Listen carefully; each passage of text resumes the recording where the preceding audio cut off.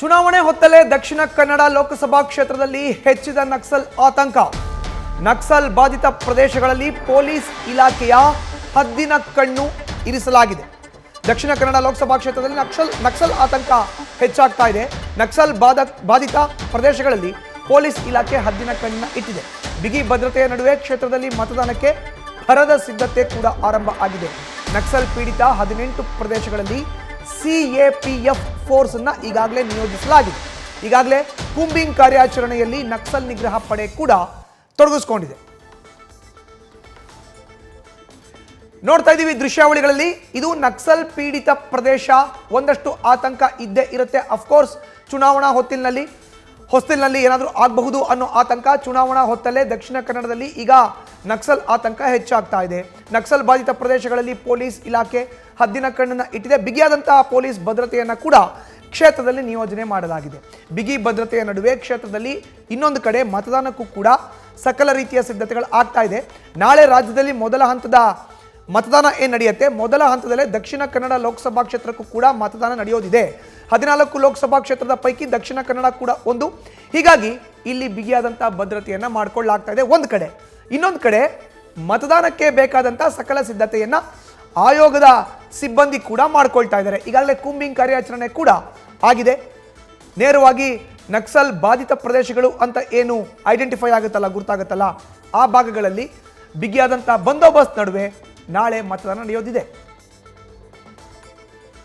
ಹೆಚ್ಚಿನ ಡೀಟೇಲ್ಸ್ ನಮ್ಮ ಪ್ರತಿನಿಧಿ ಕಿರಣ್ ನೀಡ್ತಾರೆ. ನೇರ ಸಂಪರ್ಕಕ್ಕೆ ಜಾಯಿನ್ ಆಗಿದ್ದಾರೆ. ಕಿರಣ್, ದಕ್ಷಿಣ ಕನ್ನಡದಲ್ಲಿ ನಕ್ಸಲ್ ಬಾಧಿತ ಪ್ರದೇಶಗಳಲ್ಲಿ ಹದ್ದಿನ ಕಣ್ಗಾವಲು ಹೇಗಿದೆ, ಅಲ್ಲಿನ ಸ್ಥಿತಿ ವಿವರಿಸೋದಾದ್ರೆ ಕಿರಣ್?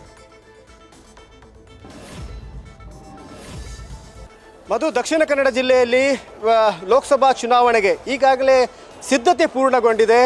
ದಕ್ಷಿಣ ಕನ್ನಡ ಜಿಲ್ಲೆಯ ಈ ಒಂದು ಕ್ಷೇತ್ರದಲ್ಲಿ 1876 ಪೋಲಿಂಗ್ ಬೂತ್ಸ್ಗಳಿದ್ದಾವೆ. ಇದರಲ್ಲಿ 171 ತುಂಬ ಸೆನ್ಸಿಟಿವ್ ಅಂತ ಹೇಳಲಾಗುತ್ತೆ. ಅದರಲ್ಲಿ 18 ನಕ್ಸಲ್ ಬಾಧಿತ ಪ್ರದೇಶದಲ್ಲಿರುವಂಥದ್ದು. ಈ ಹಿನ್ನೆಲೆಯಲ್ಲಿ ಈ ನಕ್ಸಲ್ ಬಾಧಿತ ಪ್ರದೇಶದಲ್ಲಿ ಹೆಚ್ಚಿನ ಗಮನ ಹರಿಸಲಾಗಿದೆ, ಹದ್ದಿನ ಕಣ್ಣು ನೀಡಲಾಗಿದೆ. ಹಾಗೆಯೇ CRPF ಹಾಗೆ KSRP ತುಕಡಿಗಳನ್ನು ಕೂಡ ಇಲ್ಲಿ ನಿಯೋಜನೆ ಮಾಡಲಿಕ್ಕೆ ಈಗಾಗಲೇ ವ್ಯವಸ್ಥೆ ಮಾಡಿರುವಂಥದ್ದು. ಈಗಾಗಲೇ ದಕ್ಷಿಣ ಕನ್ನಡ ಜಿಲ್ಲೆದ ಸುಳ್ಯ ಹಾಗೆ ಸುಬ್ರಹ್ಮಣ್ಯ ಭಾಗದಲ್ಲಿ 3-4 ಕಡೆ ಇತ್ತೀಚೆಗೆ ನಕ್ಸಲರು ಕಾಣಿಸ್ಕೊಂಡಿದ್ರು. 6 ಜನರ ತಂಡ ಈ ಭಾಗದಲ್ಲಿ ಬಂದ್ಕೊಂಡು ಮನೆ ಮನೆಗೆ ಭೇಟಿ ನೀಡಿಕೊಂಡು ಅಲ್ಲಿ ಅಕ್ಕಿಗಳನ್ನು ಹಾಗೆಯೇ ದಿನಸಿ ವಸ್ತುಗಳನ್ನು ಕೊಂಡು ಹೋಗಿತ್ತು.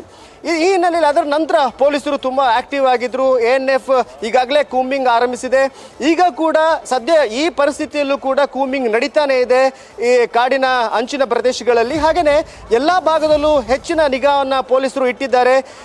3100 ಪೊಲೀಸರನ್ನ ಈಗಾಗಲೇ ಈ ಒಂದು ಚುನಾವಣೆಯ ಕರ್ತವ್ಯಕ್ಕೆ ನಿಯೋಜಿಸಿ ಮಾಡಲಾಗಿದೆ. ಹಾಗೆಯೇ ಅದು ಬಿಟ್ಟು CSFನ ತುಕಡಿಗಳು ಹಾಗೆ KSRP ತುಕಡಿಗಳನ್ನು ಹೆಚ್ಚುವರಿಯಾಗಿ ಕರೆಸ್ಕೊಂಡಿರುವಂಥದ್ದು. ಅದು ಕೂಡ 18 ಈ ನಕ್ಸಲ್ ಬಾಧಿತ ಪ್ರದೇಶದಲ್ಲಿರುವಂತಹ ಪೋಲಿಂಗ್ ಬೂತ್ಗಳ ಮೇಲೆ ಹೆಚ್ಚಿನ ನಿಗಾ ವಹಿಸಲಾಗಿರುತ್ತೆ ಮತ್ತು ಹೆಚ್ಚಿನ ಭದ್ರತೆ ಕಟ್ಟೆಚ್ಚರವನ್ನು ವಹಿಸಲಾಗಿದೆ.